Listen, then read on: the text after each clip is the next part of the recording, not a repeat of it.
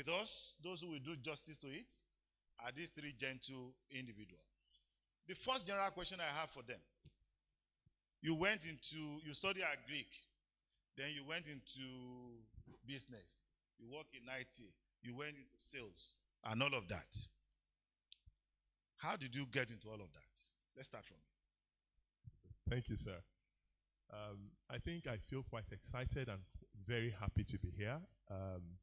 When he told me about this program, I was quite happy because it's an opportunity for you to connect, especially with the young people. And on a lighter note, I decided to look this casual because I wanted to resonate with the young people. All right? And why is that important? The future actually really belongs to you guys. So it's a very interesting question that he had asked.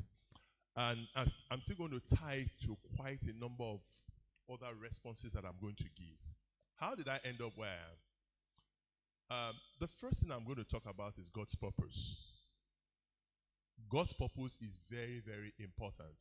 And I'm sorry that I'm going to be very unconventional in the way I'm going to respond to my questions, but I'll just share with you just some little stories. I lost my father at the age of 14. So, as a 14-year-old boy, when that happens, and your father is the breadwinner of the family, it almost looks as if the world is going to come to an end. Right? And then being the first child in a family of 5, there was also that extra responsibility on you to be able to provide for your mother and for your young ones. But I was very clear from the beginning about my goals, my focus, and God's purpose in my life. Right? So I went through all of that. I don't think we have enough time to go through that, but I'll just give you just a little, story around that journey. I spent 3+ years getting to the university.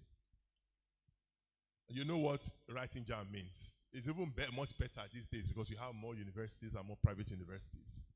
Not for the lack of not scoring very good grades, but simply because I didn't have a mentor. I didn't have anybody I could go to who could guide me through that journey. So I ended up picking OAU, when I could have taken a very easy path, which is my state university, University of Benin, or Delta State University, Ekpoma, whatever. At the end of the day, I told myself that was the university I wanted to go. So I kept repeating JAMB until I got into Ife. Remember, purpose and focus and tenacity. Now from there, I read agriculture. When you read agriculture university, they say you probably will end up as a farmer. But I had something which, again, as part of my own purpose and my personality in life, I knew I had the ability to speak to people. I knew I had the ability to be able to relate to people very well. And that is a very, very key personality you need for you to be a good salesperson. And then I thought about it. Whatever I'm going to do, I want to do the kind of job that is going to allow me to interact with people. This job will come with challenges, but one thing that is very critical is that there's always that feeling of satisfaction. Because sales is unlike other jobs. It's either you achieve or you don't achieve. If you are achieving, and nobody remembers yesterday's performance, it is today's performance. And that in a way helps you to build this culture of excellence where you are constantly, as a person, raising the bar for yourself to achieve your goals. And from there, of course, I started my career in Unilever. And then we went through the ups and downs in Unilever. I've had some experiences, some near-life experiences in the course of my working in Unilever. I worked in a very toxic environment where there was tribalism. I was punished for not showing support for the Igbo group and showing support for the Yoruba. Right? The Igbos hated me because I did not want to be them. So they called me a name in Igbo called Efulefu, which means that a fool. The Yorubas did not trust me because even though I could speak Yoruba language better than many of them, my name did not show that I was Yoruba. So when the people who are the top management of the company, because the company was divided into 2, I was asked to be punished for not belonging to any other group. And I'm going to tie it to God's purpose in your life. This was the period when the Shekiris and the Ijaws were having this internecine war in Warri. It was a very bloody war where people were being killed. properties were being burnt. And I was asked to go to Warri. And I was doing very well, excellently well on the current job I was doing, but I was asked to go to Warri. But you see, that is where when God wants to change your life, He can use someone else to be that lone voice for you, even in a sea of haters. One person stood up and said, no, this guy will not end up in Warri. We are going to take him to another city. And that's how I found myself in Aba. And while at Aba, I got kidnapped. Yes, I got kidnapped. It was a very turbulent period. The business was in very bad shape.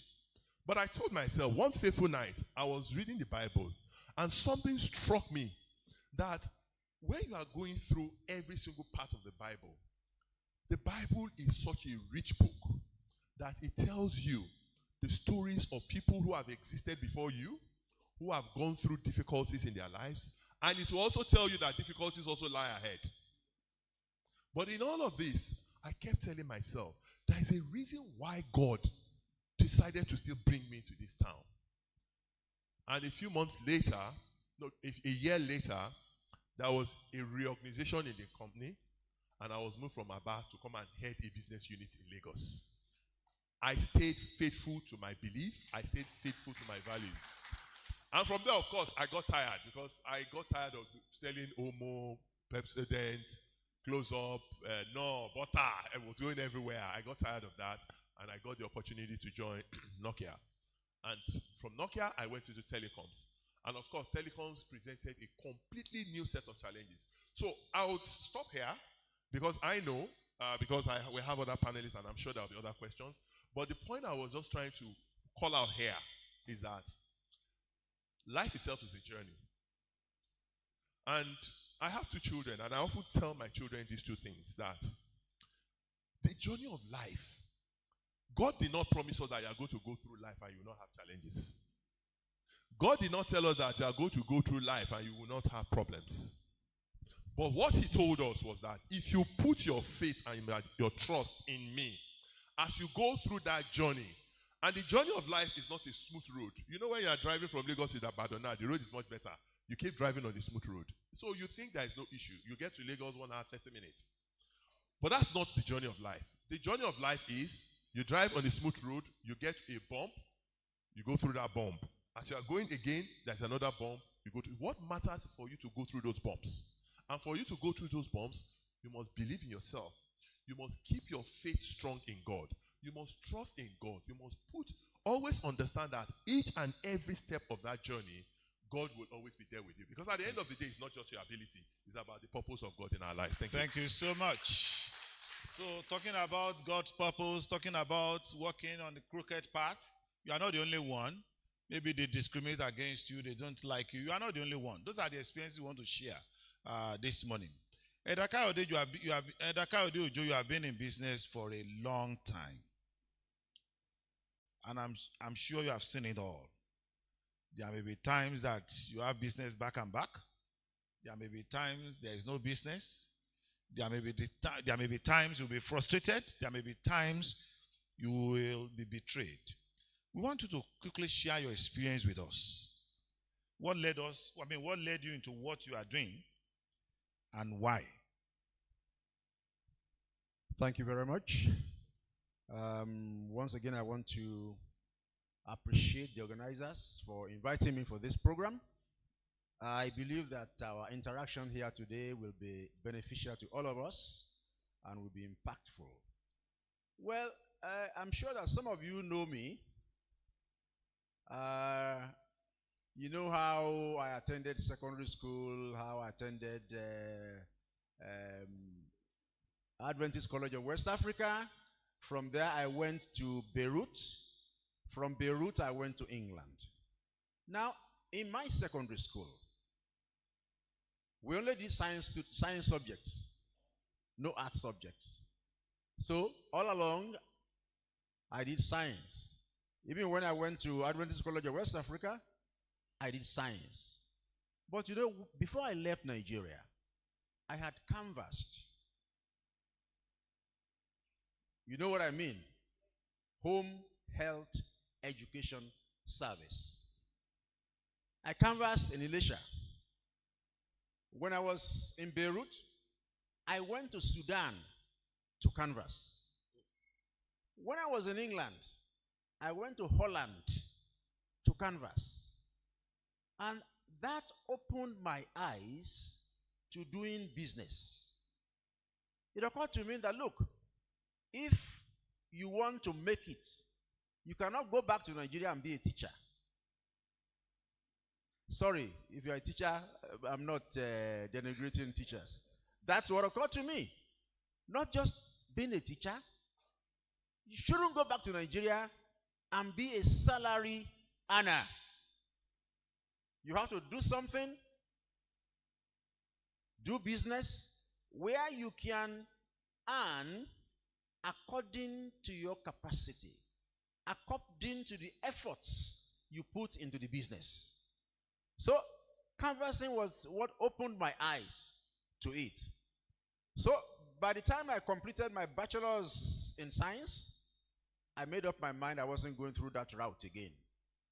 So, I did my postgraduate in international marketing management.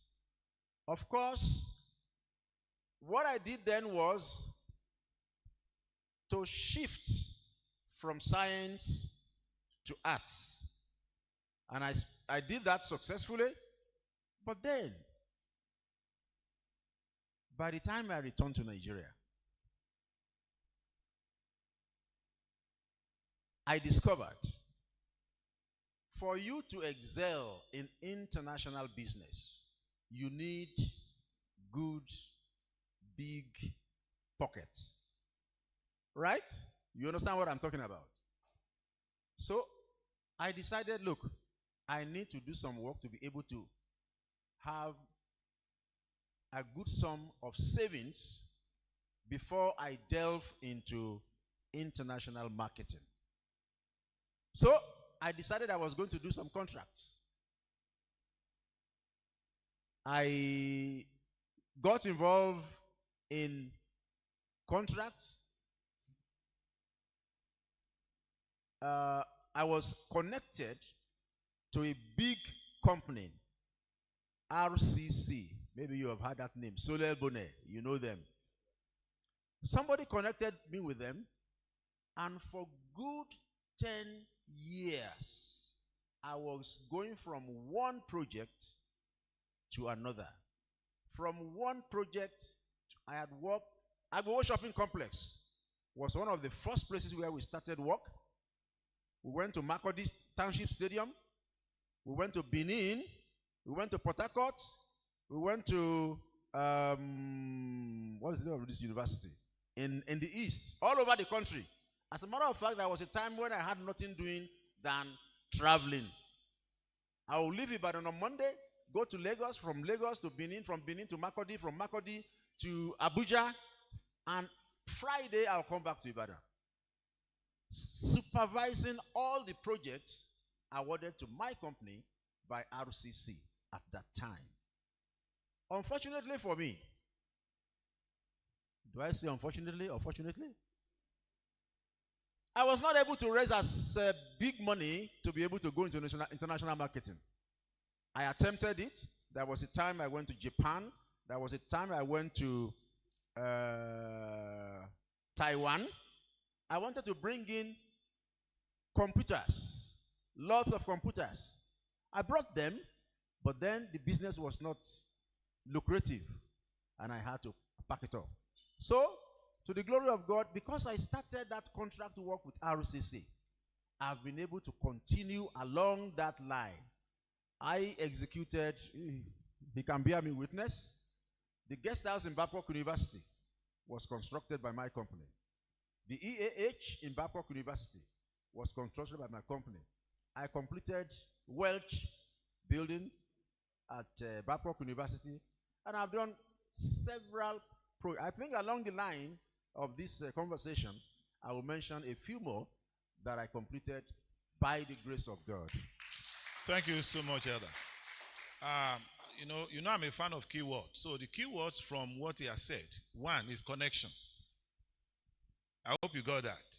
He said somebody connected me.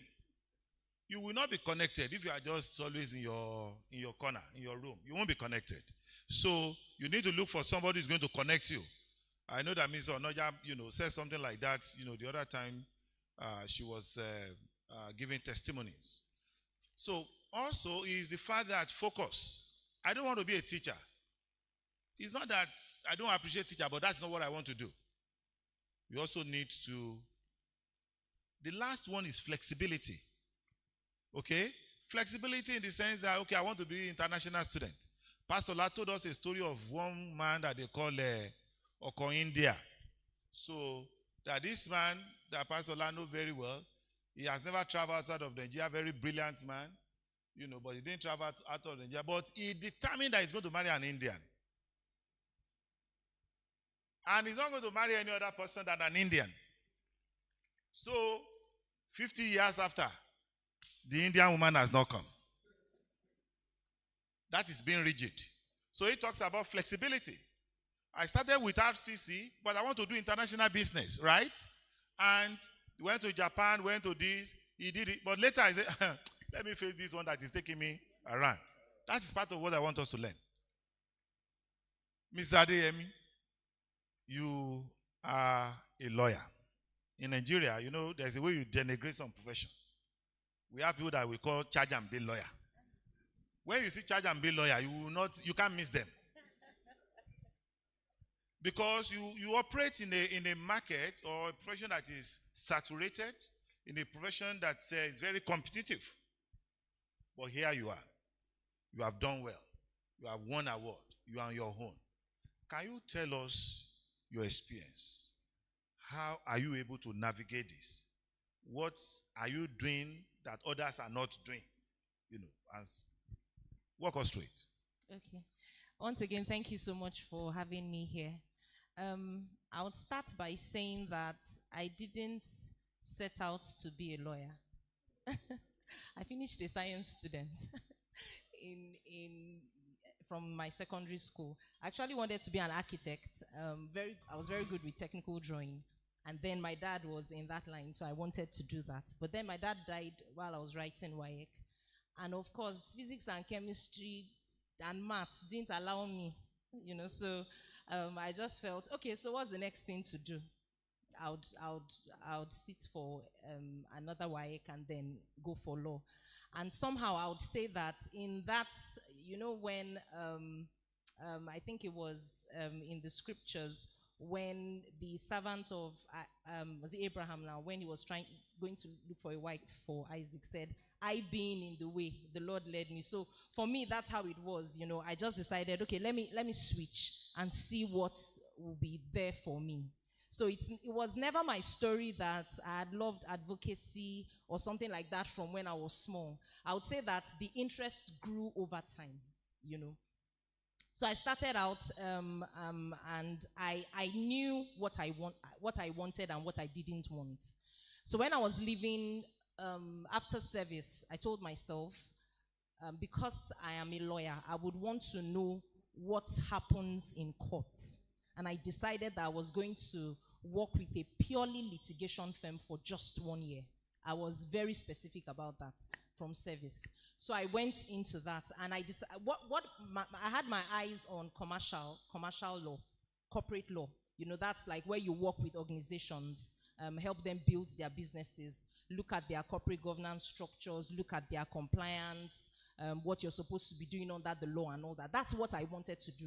I didn't really want to spend my time in court and litigation and all, but I know that, somehow it's good for you to be rounded and to have your foundation settled on some things like, going to court. So that's what I wanted to do, and that was what happened. And then after 1 year, I moved into another firm that was now purely into commercial practice, which is what I wanted. So for me, I realized that it was important for me to know what I wanted from scratch, even though I didn't set out to be a lawyer.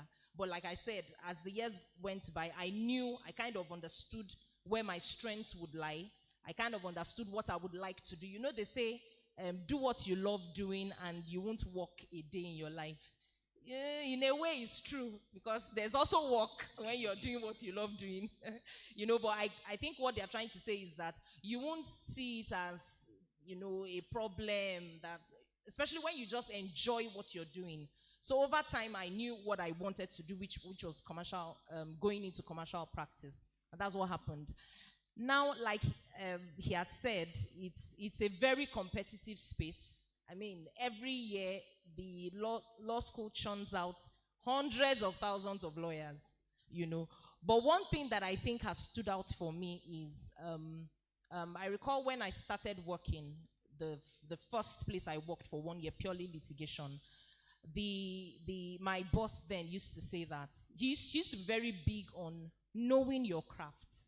It's not about just having the name, the way they call us, the law. You come out you finish from law school and people are hailing you the law and all. It's not about the name. Fine, you've gone through school and all. But knowing your craft, make sure that you can justify that name, So I had it in mind when I was leaving the place and moving into commercial practice, that I will learn all that I want to learn.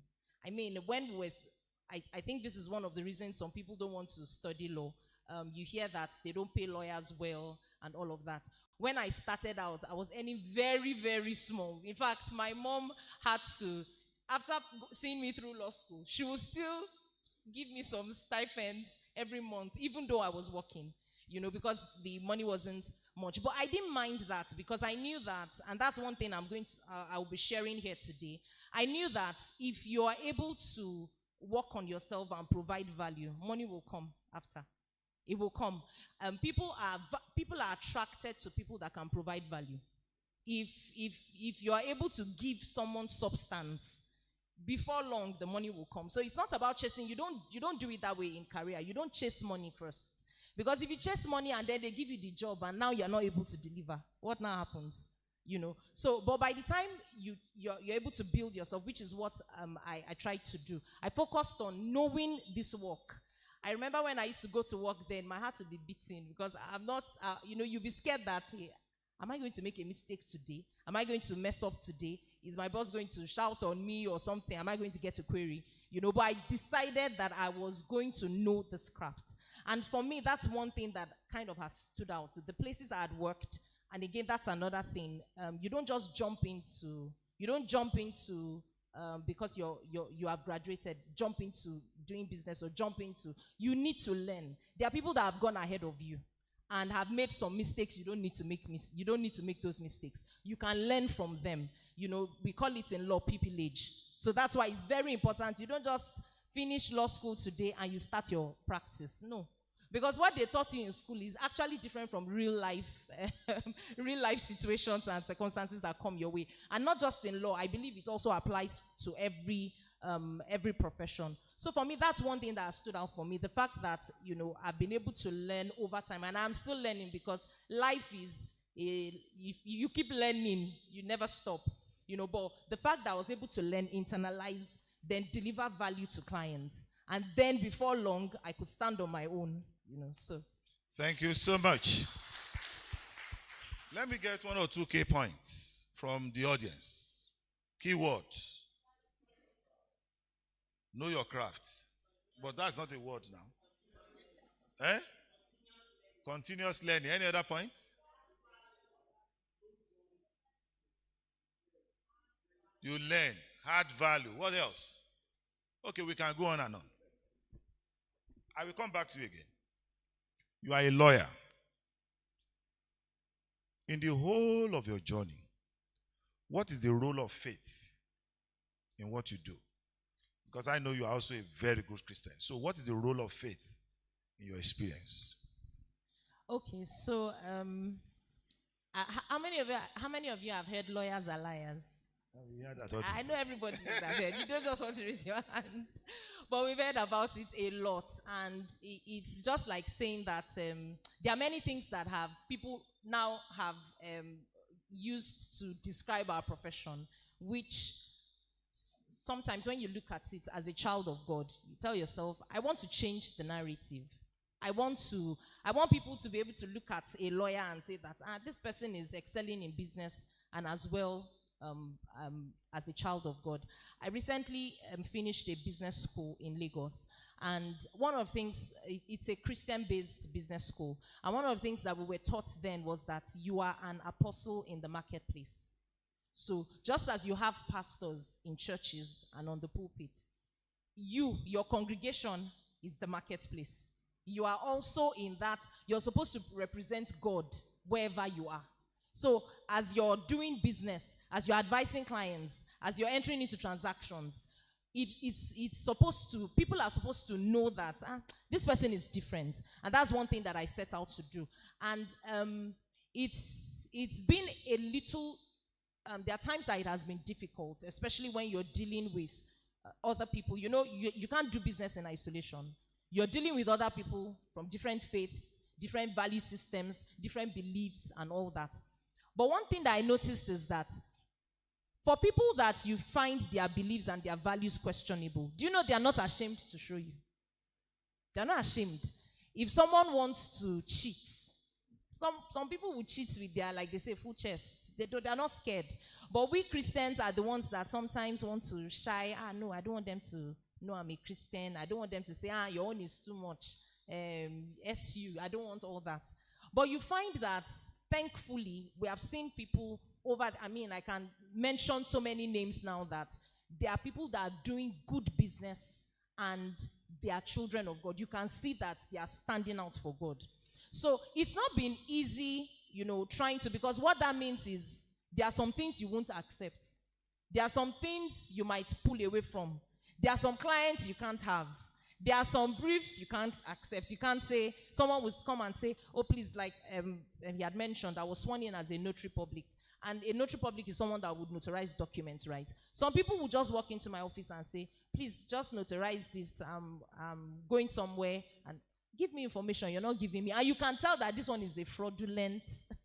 You can tell that there's fraud here. And they want you to come and put your stamp on it to legitimize it. So you would realize that I ask questions and they don't provide enough answers, and I tell them, I'm sorry, I can't. So there are sometimes you would actually lose money just because you want to stand for faith. But the truth is, at the end of the day, it still comes round to you. In fact, much more than you expect. So for me, faith has really helped me to put my values in place. I don't stand with a megaphone and say, I'm a Christian. No, I don't do that. But by the way I conduct my business, you can tell that there's a difference here. That I'm not ready to cut corners. I'm not ready to do this. I'm giving you advice that these are the things you should do. If you do the right things, your business will succeed. You understand? So for me, that's how faith has worked. Thank you so much. So your faith is not an obstruction to your success. That's what your faith. Let's not come here and say, they victimize me because I'm a Christian. If they don't victimize, who are they going to victimize? Don't come and shout and say, well, they didn't promote me because I'm a Christian. Let's not forget. Know your craft. Believe in your God. And do your best all the time. You will see that doors will open. Let me come to you, Brother Sai. You are a leader. You supervise people. I want you to talk about resilience and adaptation and faith. How has that worked? And how has that helped you in your career that made you to be who you are today? It's a very, very interesting question because, adaptability is a very interesting topic for us as a people across different points in life, whether it's in your career, whether it is in business, whether it's even at home, adaptability. Because if you have children, for example, right? Your children go through different phases as they grow. And each of these phases, they exhibit different behaviors. So you as a parent will also need to adapt because at a certain age, you see some behavior. And there is a required response to that specific behavior. Now, just to break it down a bit, when we say what is adaptability in the workplace, or maybe my career, using myself as an example, is a very simple way to define it. Is your ability to be dynamic, your ability to be able to change in line with what is changing in your organization. It could be the organization policy. It could be working with a team having new people come to work with you, or you join new people to work, right? That is adaptability. And I like to use, anytime I talk about this topic, I always like to use the crocodile as a very classic example, right? I love animals, and I watch a lot of animal documentaries. And there's something quite interesting about the crocodile, right? Many of us would have heard stories about dinosaurs that had existed millions of years ago. Many of us have never seen dinosaurs, right? Or has anybody seen any dinosaur here? But guess what? You have actually seen one. The croc is an offspring of dinosaurs that had existed way back millions of years ago. But how has that croc been able to survive? It's because the crocodile has been able to adapt over the years to its environment. Now, if you want to grow as an individual, you must make sure that your own rate of change, because adaptability is about change, right? Some people, I think he mentioned rigidity. Some people can be very inflexible. In my way or the only way. Yes, this is what it says, but there are always different perspectives to this, right? So in the workplace, how do you adapt? As a leader, one of the biggest things you need for you to show yourself as a leader that is able to adapt is for you to listen. You have to be able to listen as a leader. You must be able to take feedback. You must be able to make people that are under you see value in themselves. These are key things that would help you. Now, if I look at my own career, I already told you what I read and where I ended up, right? And I'll come back to the question he asked about me finding myself in Bangladesh. I was working in Nigeria, and I told you about some of the issues I had. I made sure I knew I was in a very toxic environment. I had to adapt to that environment. I made no enemies. I was firm with my values. I made sure that people knew what I would say no to and things I would accept. But I also made sure that at the end of the day, I worked with everyone, irrespective of whatever views I had with them. Because there's always this conflict between faith and your career. And it's important for us to always delineate the two. Your faith is a lifelong commitment. Your career is what you do for you to earn your living, take care of yourself, and take care of your family. And you are having people from different backgrounds, different faiths, different perspectives to life. They will see green. You are seeing green, and you're asking them, this color is green. They tell you, no, this green, this is not green. It's a shade of green. Or you are seeing black, and then they tell you it's not black. It's a shade of gray and white. There are in-between colors. Now, do you keep saying it is black? If this has to do with your career or your faith, it's important to always be able to separate that two. Now, how do people see you as a leader that is able to adapt? In the workplace, companies change their policies. They change their rules. I told you about my story of going to Warri. I've worked in everywhere. I went after my trip to Bangladesh. By the way, I went to Bangladesh because in the midst of all the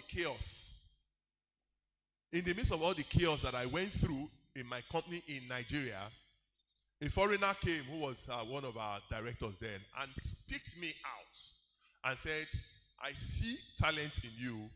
I need you to go to Bangladesh and teach them how to execute excellence.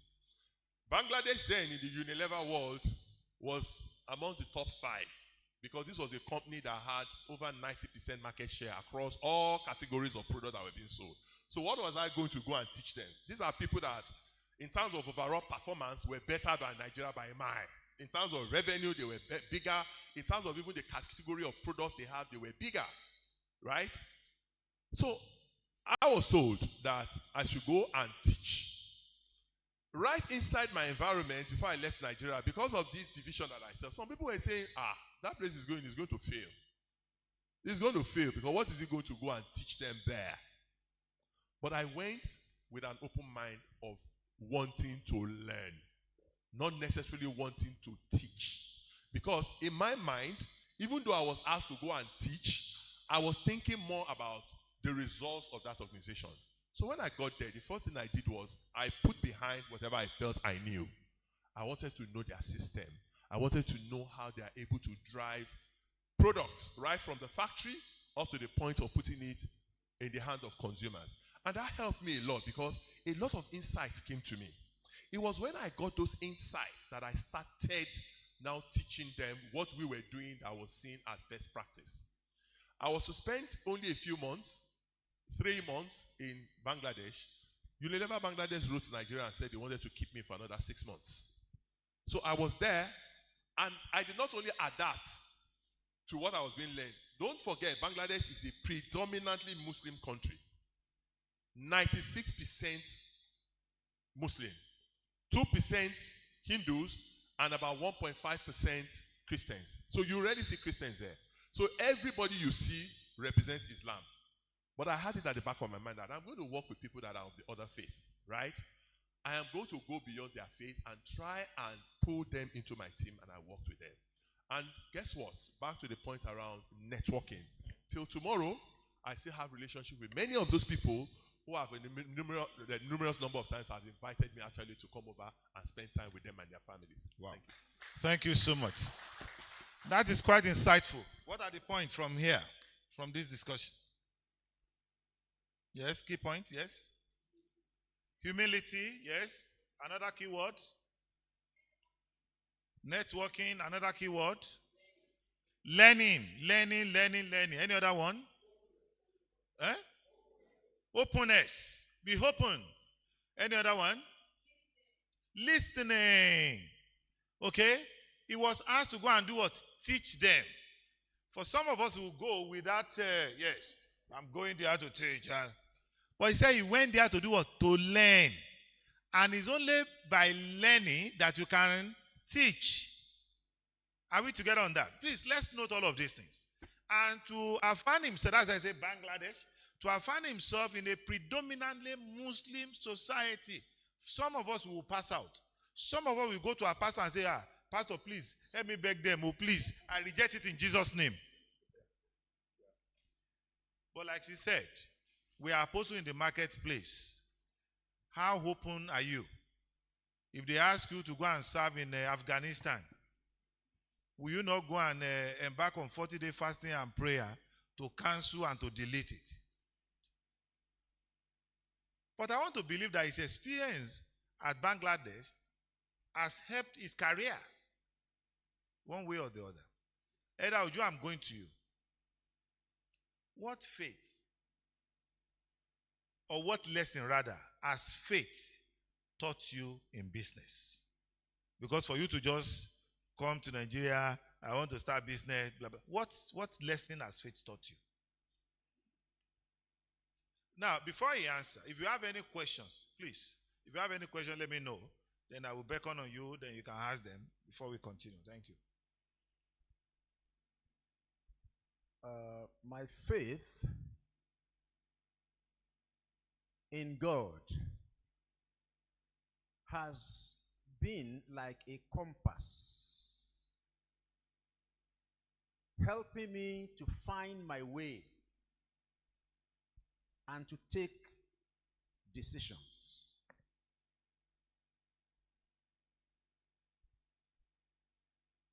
Mr. Osai, right? Yes. Talk about faith when he was talking. Faith is key in everything that you want to do. The Bible even says if you have faith, you can move mountains. Mm-hmm. And that is true. If you have faith, you can move mountains. Well, there are times in business when everything is down. When you think, oh, the way things are going, it may even be out. But if you have faith in God and you hold on to Him, you are going to make it, you are going to succeed. In fact, you will excel more than before you run into problems. Let me give an example. There was a time my business was down, almost out. And I thought, could this be the end of all the wahala I've been doing since all these days?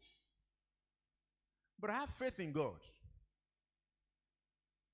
And I hold on to some passages in the Bible. I am with you. God, if truly you are with me, this is the time to show yourself.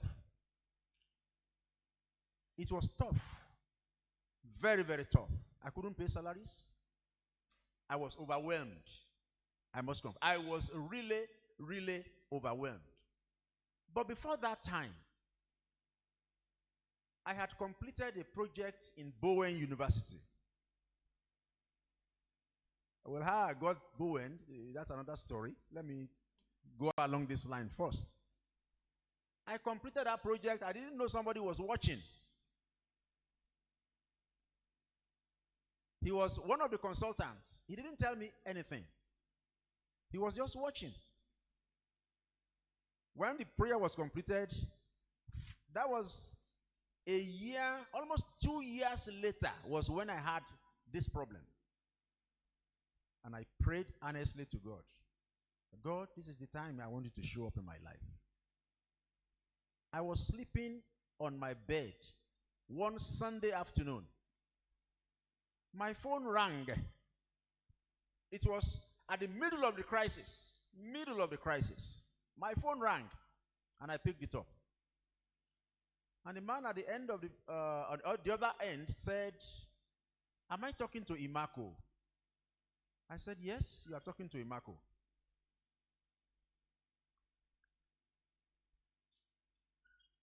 Then he asked me a question.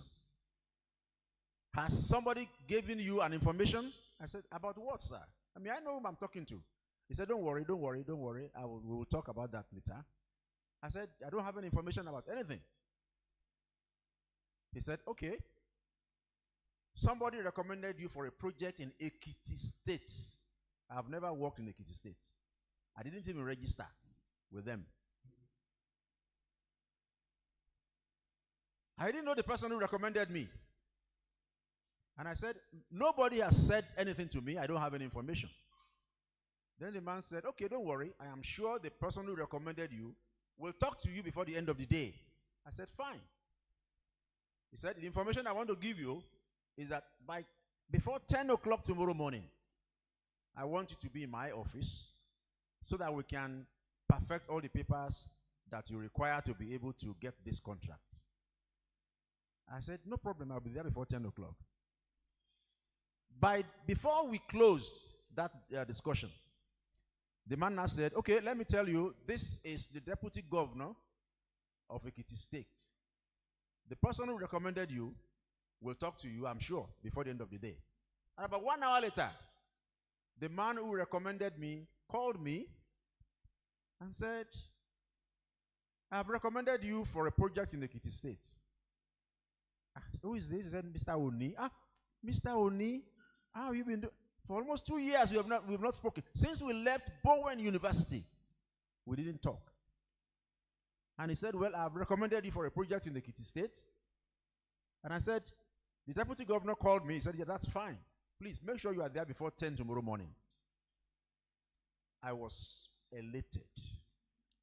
At a time when I thought everything will collapse. And I put my heart in God. And this came up. So the man said, "Please go there tomorrow morning before 10. Make sure you get there, and I'm sure you will get that job. It's a very big job. I don't want you to miss it." The following day, I was there before 10 o'clock.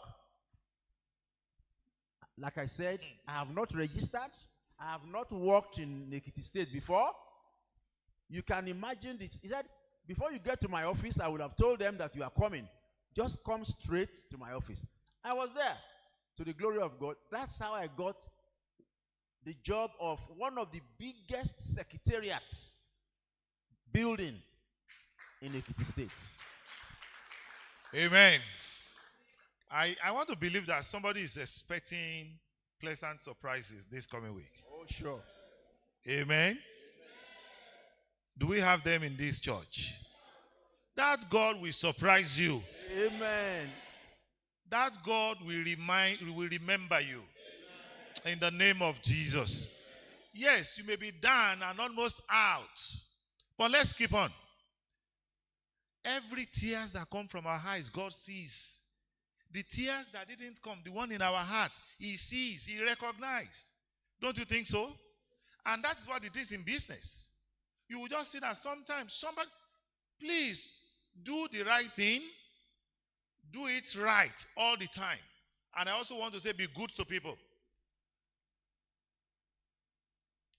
I had to let somebody go, from my office that call herself Jesus baby.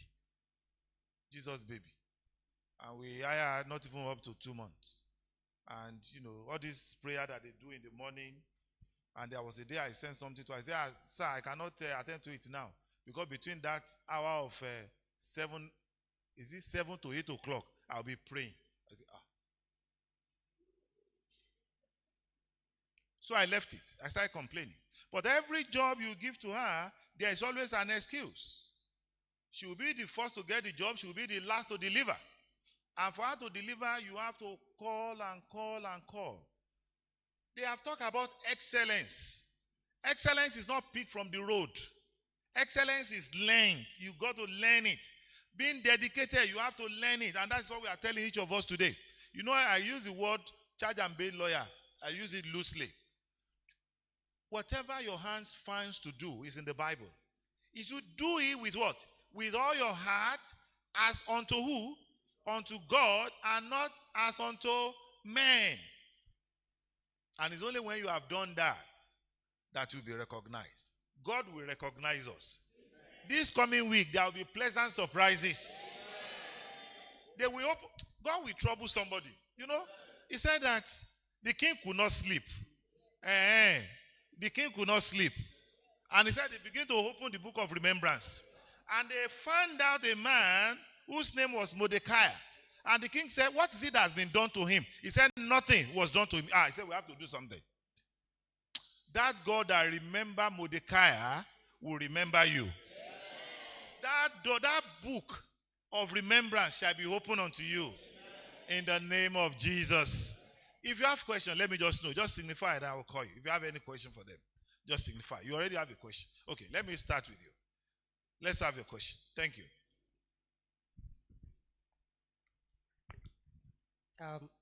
Thank you so much, the panelists. It has been a very eye-opening session. Now, I want to thank the friend that invited me too. God bless you. I have a question for Barrister and for you, Mr. Osasa. My question goes to the barrister. I have two. One, I don't know if you can do a pro bono. If you can do a what? A pro bono. Okay, pro bono. Okay. All right, I will see you for that after the program. Okay. But the one I will ask here is, how do you spoke about faith and not trying to compromise. I once supply a company. I'm a farmer to start with, and I do business of agriculture too. So I supply eggs, chickens. So I have like 800 kg of chicken in the cold room, and I've been bothered how to sell it. They're kind of glut in the market. So I went to that person and told him, I have this social number of, I said, fine, we can take it from you. How much are you selling? Then we sold for maybe 4-2 thereabouts. And he said, fine, you can bring them 2 days time, or can you bring them tomorrow? I said, fine, I'm so happy.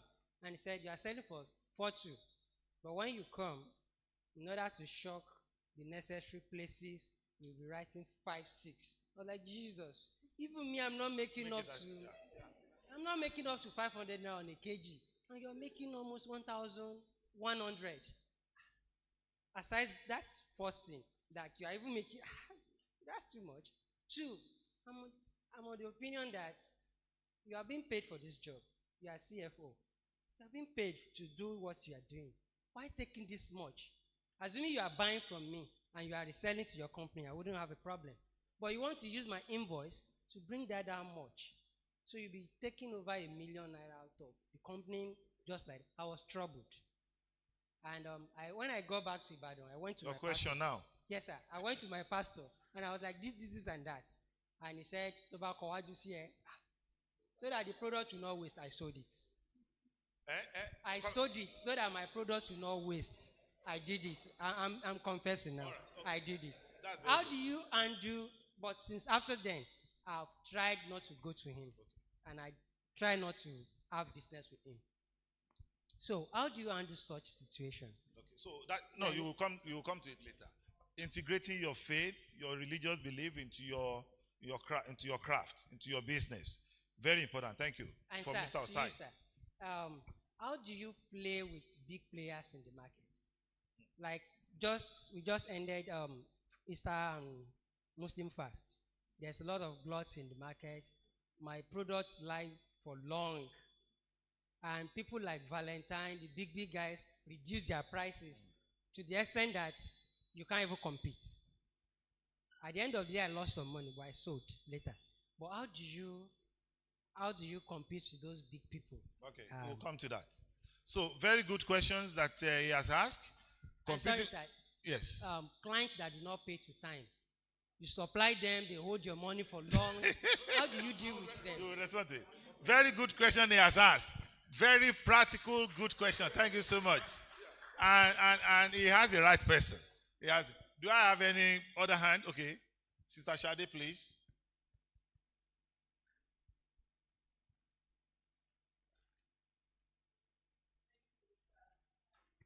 Thank you, sirs and ma.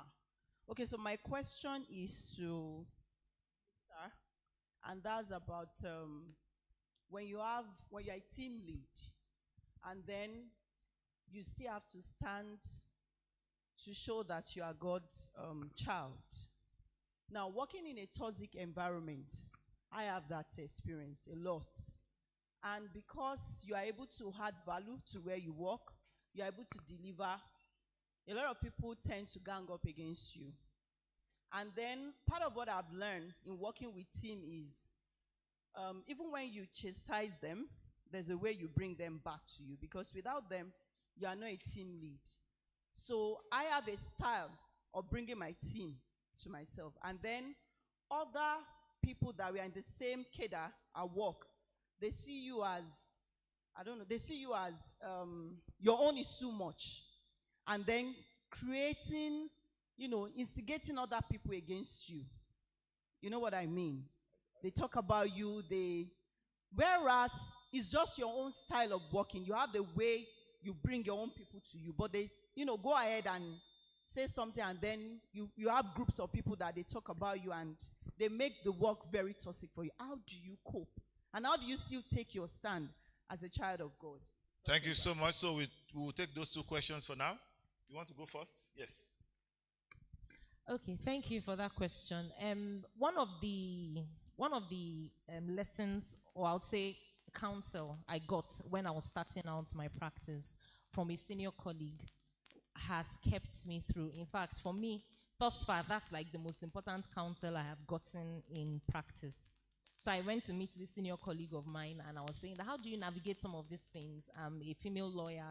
Many times there are some things that come your way and you want to, and then she advised me. And she said this, that Shola, it is not every client that you are meant to take.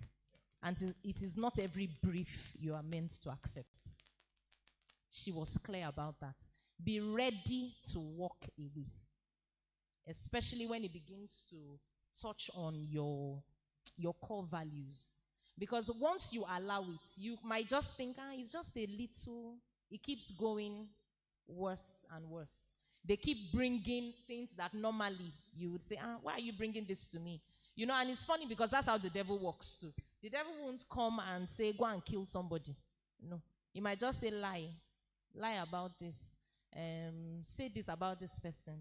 And then it keeps getting bigger and bigger and bigger until you get to the point that you are wondering, how did I get here?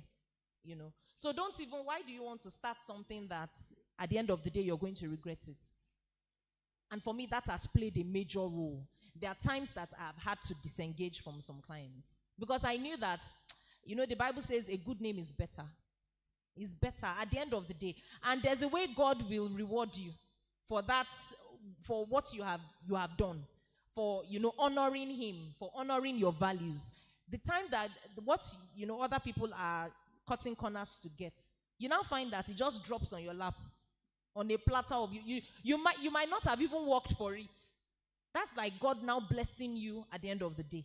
But what now happens when, and the funny thing is, when you allow yourself fall into things like this, those same people that brought you into it can talk about you negatively behind you. And I know that one is not.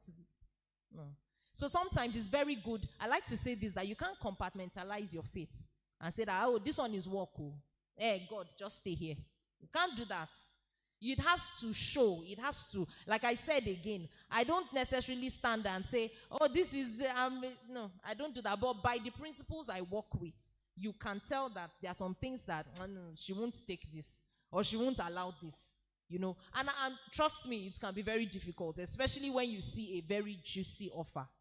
And maybe you are now in a position like Daddy had said, that at that time, that you were almost down and out. That's when the devil will even bring those things to you, those juicy offers to you. What did we learn about the temptation of Jesus? They said the scripture said that he was, after he was fasting. So he was hungry. And devil came and said, turn stone to bread. So that's what the devil will do normally. It's not when you are okay, the devil will bring that kind of temptation to you. It's when you even need the money. But you must be able to stand. That counsel that person gave me has helped me. Because I just know that there are some things, it's not every brief I must take. And somehow the briefs still come. The good briefs still come. Thank you so much, Mr. Osai. I empathize with you, my brother. I empathize with you. Unfortunately, the country we live in, right? Filth and lucre is a part of us as a people, everywhere you go to. And I can tell you, it is not only in business, it cuts across everywhere. Even in business. A few months ago, I have a friend who worships in a church in Lagos and who called me and told me if I knew any travel agents, because the church was about to do this international conference, and it's a very big church, right? And I introduced him to this travel agency, which was just what I did, only for the travel agent who is a Christian to now call me to say, I don't understand. This person is from the church.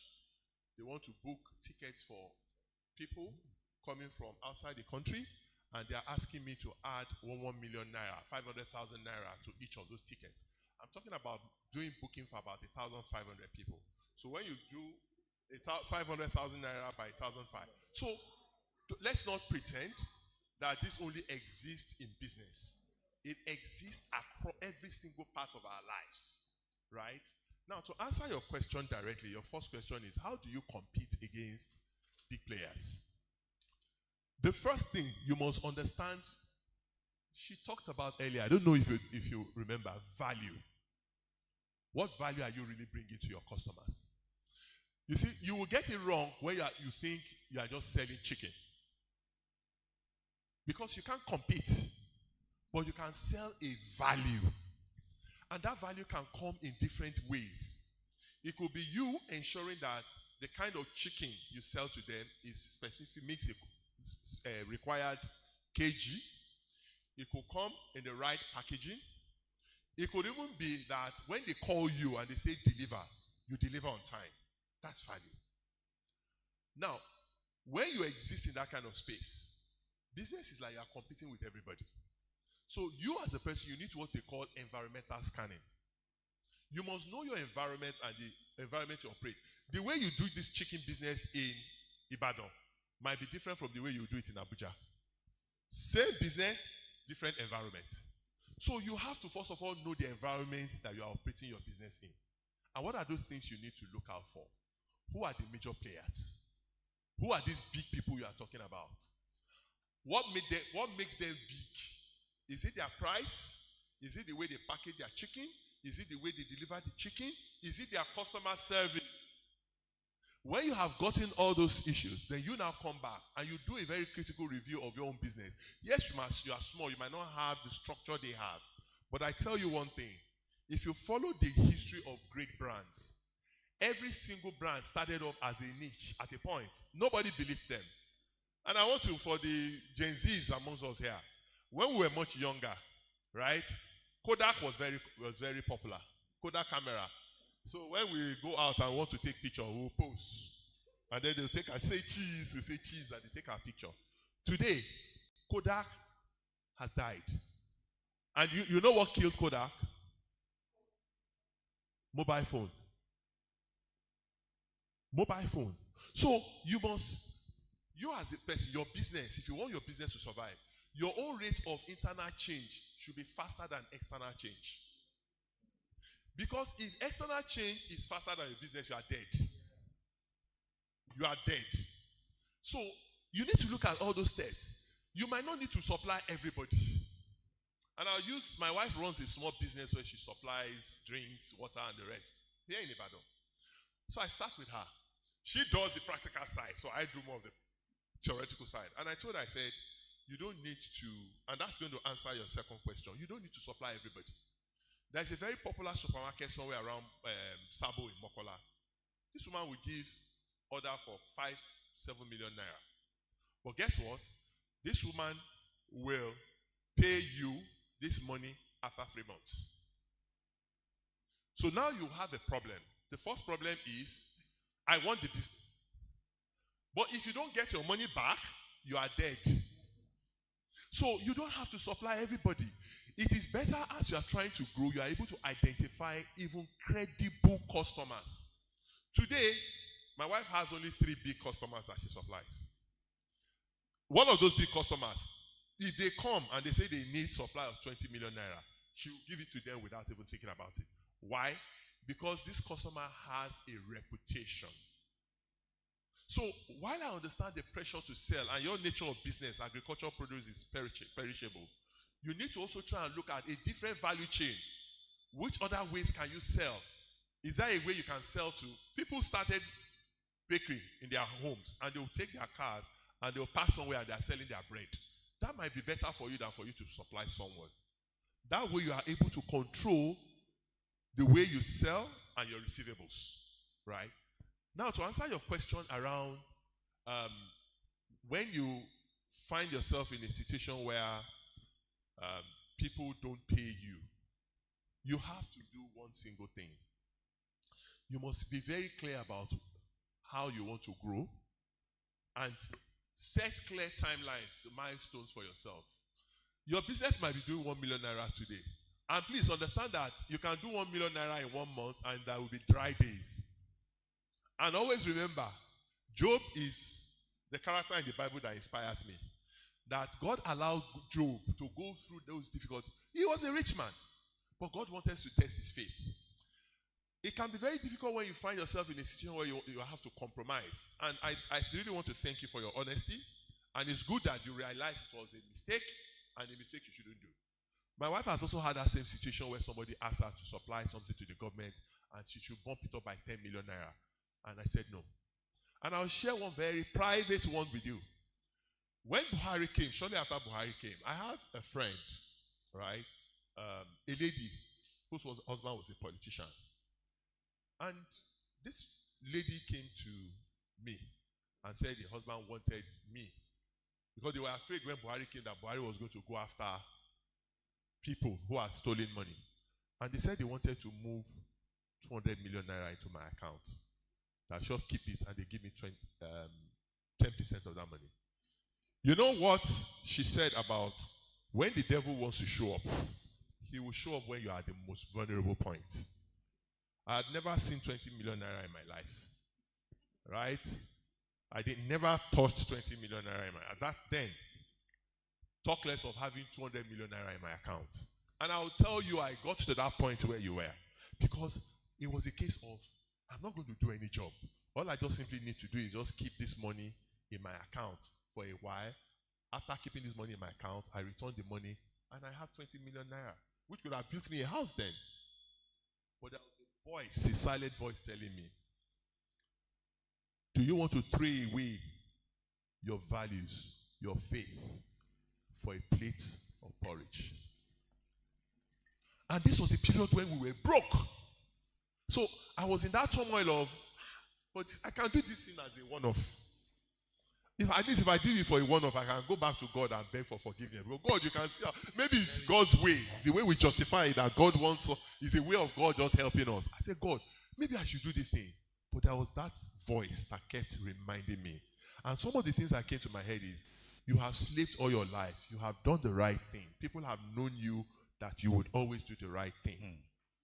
If they put this money in your account and you get caught, what example are you setting for the children? Your children that you are told never take what does not belong to you. So be very clear about that. Over time, you will start to find out that people will come to you because people will see the value you give to them. They will see your integrity. They will understand that if this man tells me yes, I can take his yes and I can go to sleep. Thank you. The last lady, let me just quickly respond. You see, in the workplace, it's a very simple thing when you lead a team. The first rule about the kind of team you think you want is you must mirror what you want in your team. You must set the example, right? And how do you set the example for your team? You must be ready to hold them accountable. Remember what he said. A lady who comes to, and people do this. A lot of Christians do this. We are not able to separate our faith. Every day we wake up and we pray to God that God, today provide for us. But God gives you a job, but you expect manna to still fall from heaven, right? You must be able to hold your team accountable. And then you must also be ready to motivate and support your team. You must listen to your team because this is your team, your direct team. If they don't like you in other teams, that's fine. Over time, I just shared a little of my own experience. I can tell you, I have gone through worse. I told you they wanted to send me to a place where they were killing, right? When I went to Bangladesh and I was told I couldn't survive, I came there and he was right. While I was in Bangladesh, I got promoted and I came back. I was taken to Kano. I was in Kano when Boko Haram started. Right in my very eyes, they were shooting. And as a leader, I had people with me. They were shooting outside my office and we had to survive. You will have leadership moments when your qualities as a leader will be tested. You must always learn to, your team members, let them see the value in themselves.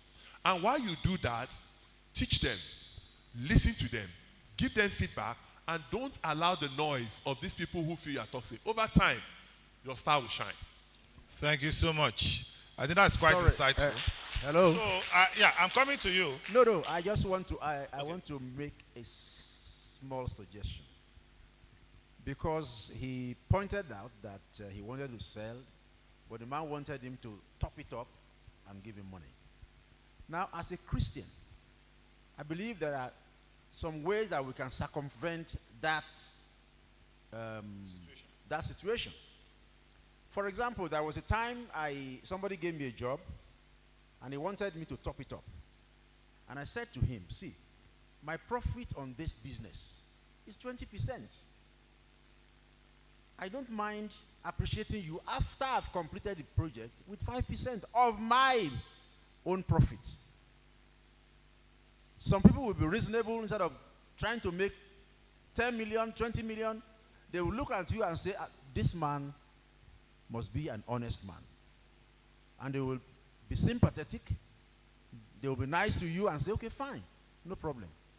And with that, that might be the beginning of many more businesses from that particular point in place. Okay, I'm sorry that I need to quickly jump. Sir, that is a very difficult situation to be in. And I'll tell you why when it comes to corporate governance. Now, as an employee of an organization, there are clear rules, and I'm sure she would understand this clearly. There is what you call conflict of interest. As an employee of a company, I am not allowed in any form to benefit. In any form, whether you are giving me from your 20% or 5%. You are right. It is not allowed. I know However, that. I understand your point. And I don't think it's a topic that we can actually really do good justice to. No, we can't. So we'll leave it at that. So and what I will tell you simply is that you would understand each of those difficult situations. But don't go out wanting to. You can give us some jobs sometimes.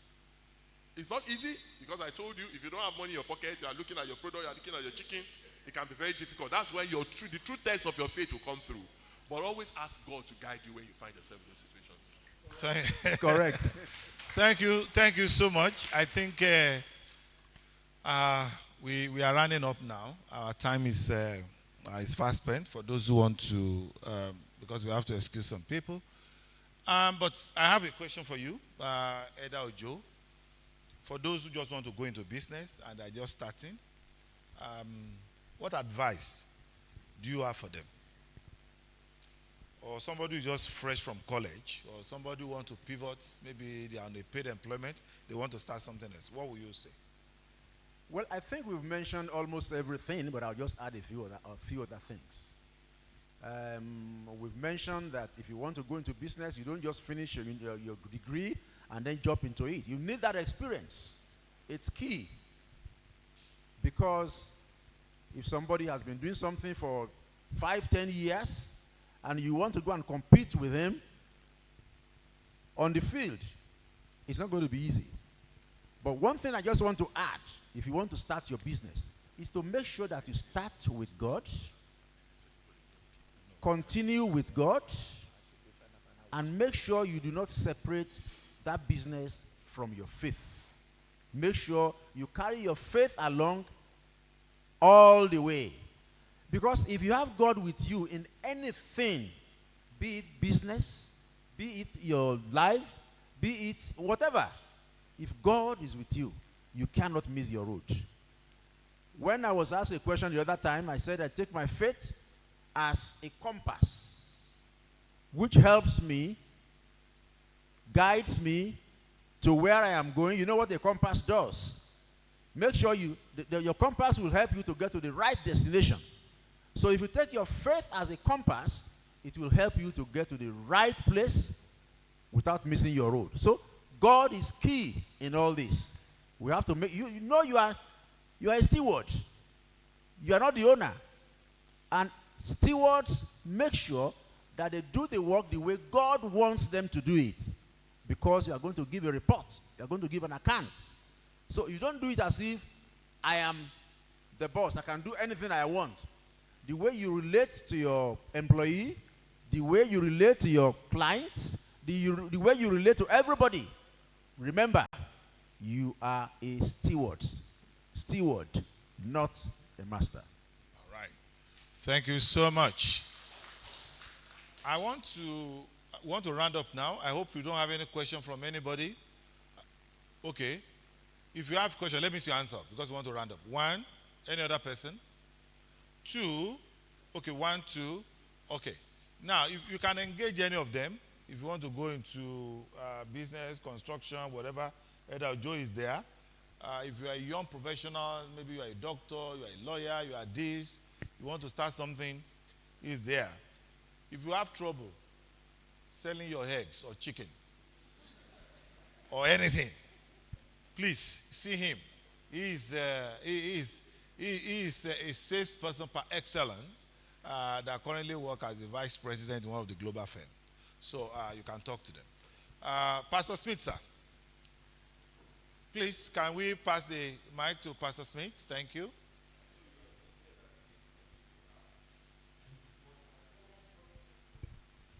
Moments in your life, careers, work, when everything became very dark.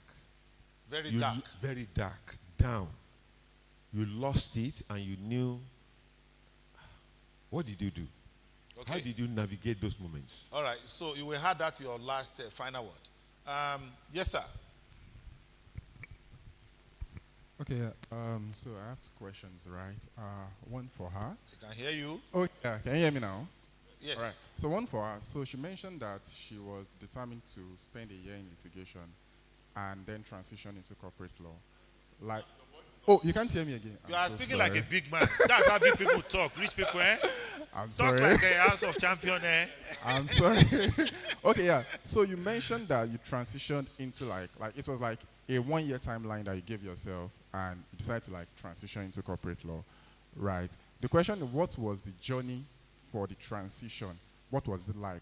What were the challenges? Is it that immediately after 1 year, you just got into another firm and it was just like a smooth ride for that transition, like beyond the money, right? Then the second question is this, is that a lot of times people say that, oh, go and gather experience before you like start your own business, right? But what I have seen, maybe because of like the industry that I play in, which is like primarily tech, is founders most times start businesses with the illusion of big organizations that they've worked in, right? So a lot of times they spend a lot of time like building structures and all of those things. And you're building a startup. You don't have like the funding, you have the money to like experiment like a big organization would. But the experience that you have, which everybody says is how a corporate or a big organization works, right? You've worked in a company where there are like 1,000 people and there's like all of this structure, KPIs and all of those things. And you're building a startup where you're even struggling to pay people 100,000 naira like at the end of the month, and you're just 3 people and you need to push stuff out, right? So the question is like, is there more that you need to know beyond working in a corporate organization or gathering experience in quotes before you then go ahead and set out to start your own business? All right. Thank you so much. So you address the questions plus your final word. We have 2 minutes. Max, thank you.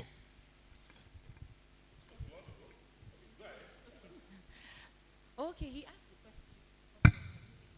Okay, so that question was for me. Yes, that moment. Were that dark moments in the course of my career? Yes, sir. Quite a number. I didn't really go into those stories so well. When I told you that I was in a way that I wanted to be punished, I was to be transferred to Warri because they felt I was too strong and too powerful, in quotes, because I was too independent-minded in Lagos, and they were afraid. One of the groups, I was in Ibadan, and it would be important for me to just quickly tell you. I'm seated here in Ibadan, and I think I've shared this story with a few people. Again, back to God's purpose in your life. I schooled in Ife, and as a young boy, anytime we are from Ife, I never really knew Ibadan. The only thing that I remembered about Ibadan was that Ibadan was a city with rusty roofs. So it was a place I didn't want to go to, having been born and I grew up in Lagos. So while walking, I was transferred to Ibadan, and I wept. I was asking that God, I did well even in the course of the induction program. Why, how did I end up being transferred to Ibadan? But I'll tell you, I was transferred to Ibadan. Originally, I was to have been transferred to Onitsha, straight as a fresh person to become a regional sales manager in South Central. But guess what? God's purpose in my life, I was transferred to Ibadan, where I eventually have now made my home. But the guy who was sent to Onitsha was sacked after 6 months, not because he did not perform on the job, but for something that had nothing to do with him. And that could have been me. Now, at the point at which I was now transferred from, Lagos to Aba, you can imagine I was transferred. Aba was a big territory for the company, driving a revenue of over 30 billion naira per year. And then you are now in a situation where you now get to the Aba from 30 billion naira, these people are now doing only 3 billion. And Aba was the worst place in terms of security. In fact, the very first day I resumed in Aba, I've been warned, I've been given the security awareness. The very first day I resumed, I was seated in my car with my driver, and my driver just told me, Oga, run. Oh. So I was wondering, Oga, run. Run to where? I just started seeing people running. Of course, we are Nigerians. All of us will run first before we know what's chasing us. So I started running, and then I started hearing gunshots. I jumped right into the drainage, because right on that very first day, Robert. So I got home and I was feeling really down. That at what point, God, what have I really done to deserve this kind of treatment? And I was in a company where people that I knew, my own colleagues, that were not putting in the hard work, honest work, were being given privileges. Some of them got promoted because I chose not to belong, right? And while I was still there, I was kidnapped. My car was taken from me. I was kidnapped in Aba. They took me to Owerri. So you can imagine that experience. I was in a city where I had no life. My life was wake up in the morning, go to the office and the factory. Then we had the Omo factory in Aba. From the factory, I'll see customer from customer back to the house. I had to be in the house by 6 because Aba was horrible. And in the midst of me getting back by 6, I was driving into my house when I saw these boys who took me. And God's purpose again.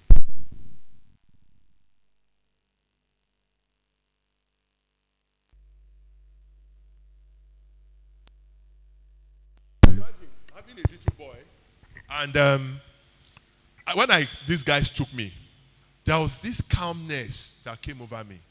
And I said, God, but this is not the way you wrote my story. This is not where I'm going to end my life. But one thing that I did that saved me, which was the calmness that God gave me and the training that I had in my place of work, was that when you find yourself in that situation, forget material acquisition. Give up everything. So they took everything from me while I was in the car. The youngest of them said he wanted to see blood and he wanted to shoot. So after they had taken everything, took everything I had on me, what I wore then had this hidden pocket. So there was a 10,000 naira that they hadn't seen. So I said, excuse me, sir. These are 20, 21-year-olds that I was much older than. I said, excuse me, sir, there is another 10,000 you haven't seen. So they took out the money. That singular act saved my life. Because on 2 occasions, they stopped the vehicle. The young guy who was obviously high on drugs said, he was speaking Igbo, and I also understand Igbo, was saying, let's shoot him here in the forest and throw him into the bush. So they stopped the vehicle. I was about running. I thought they were going to let me go. Then they said, stop, come back. So I got back into the car, and then the whole ordeal continued.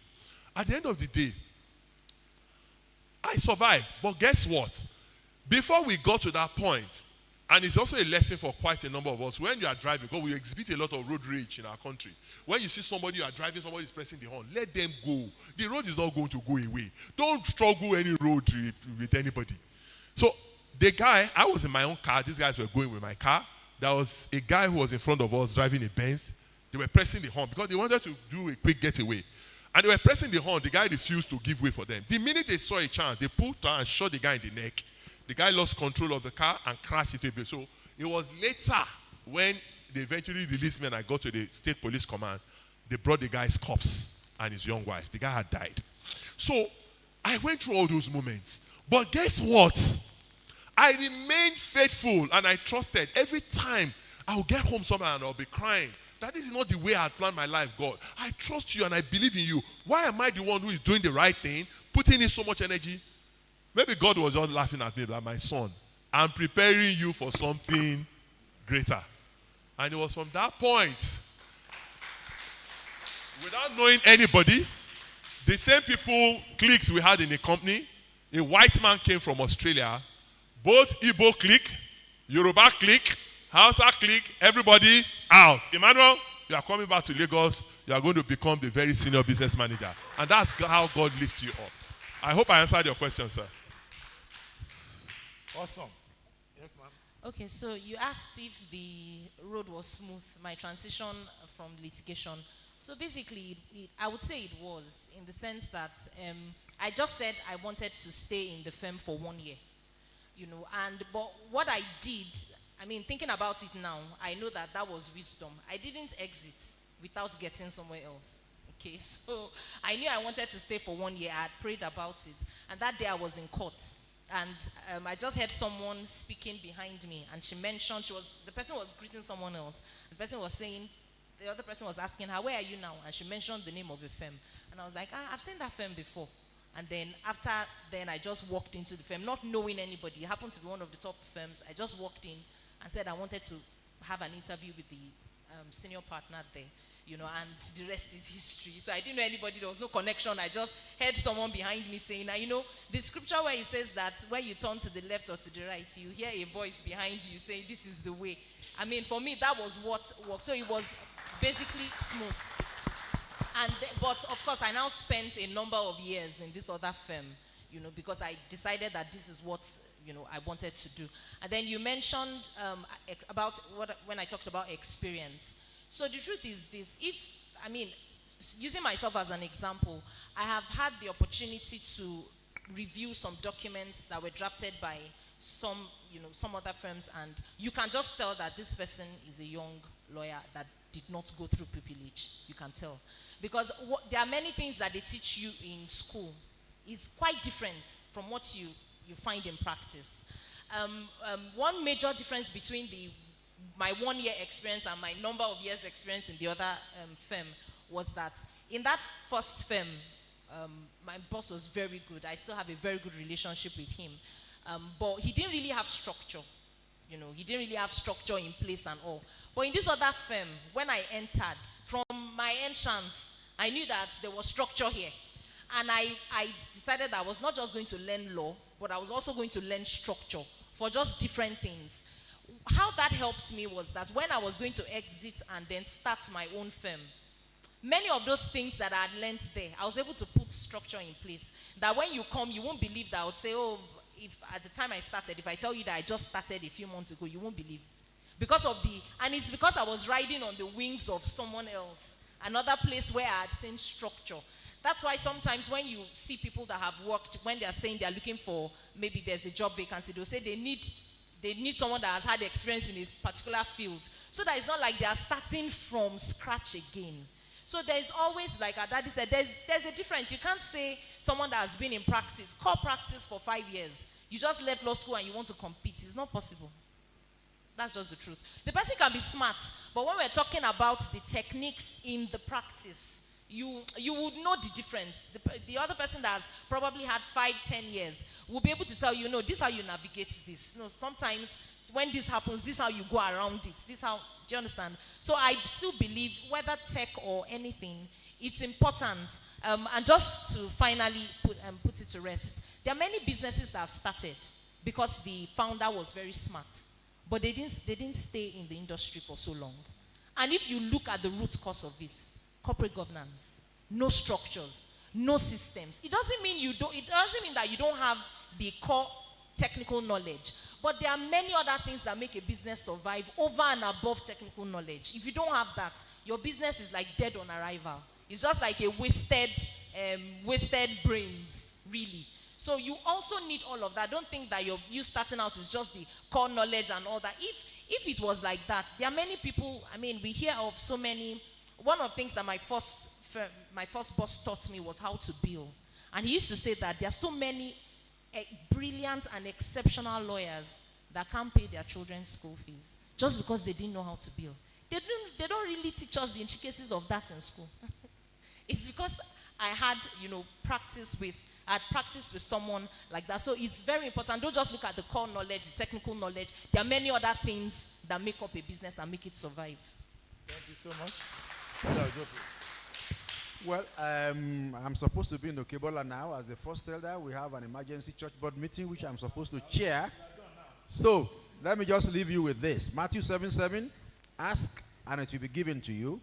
Seek, you will find. Knock, and the door will be opened to you. By God's grace, whatever challenges any of us is having, the Lord will see us through. It will help us to open doors where we think there is no door. And at the end of the day, when we look back, we'll be grateful to him in Jesus' name. Thank you so much. Well, we have come to the end of this program. Proverbs chapter 19:21, or is it 21:19, says that many are the desires in man's heart, but it is God's purpose that will stand. As we close this program, I don't know what is going on in your mind. I don't know what your desires are. But from the various testimonies, it is the counsel, is the purpose of God that will stand. So let us trust him in all our journeys. Like they have told us, it's not going to be easy. Sometimes you are going to be like on top of the mountain. And sometimes it's going to be as if you are in the darkest spot of the valleys. But let us trust him, because he has his plan, for us. And it is my prayer that the Lord is going to bless you and is going to keep you, that we multiply your testimonies, that all those trials will become triumph in the name of Jesus. Amen. Thank you so much. So we thank our panelists, and we don't have anything, but we have prayer, so we only pray for them. Let me call Eda Tuko to come and pray for our panelists, and also thank them on behalf of the church.